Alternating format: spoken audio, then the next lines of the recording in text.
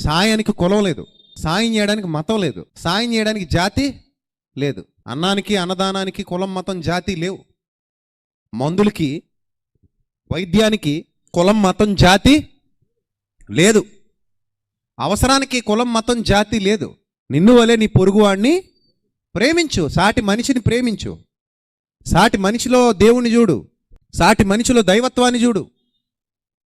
ఆ దైవత్వంతో మనిషిని ప్రేమించు, హక్కును చేర్చుకో, ఆదరించు. నువ్వు ఎలా అయితే సంతోషంగా ఉన్నావో అవతల కూడా సంతోషంగా ఉండాలని కోరుకో. అది యేసుప్రభు బోధ, అది యేసుప్రభు మాటల్లో దాగి ఉన్న ఆంతర్యం. ఇది ఈరోజు సమాజానికి నచ్చట్లేదు అంటే మరి వాళ్ళలో ఎంత నీచమైన పైత్యం ఉందో నాకు అర్థం కాల.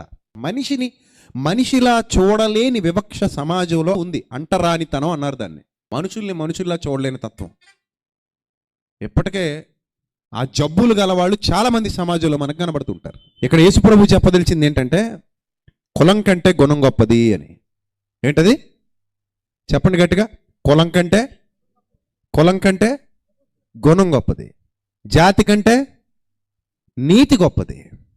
గుర్తుపెట్టుకోండి, కులం కంటే గుణం గొప్పది, జాతి కంటే నీతి గొప్పది.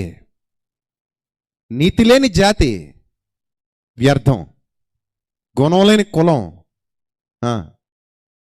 వ్యర్థం.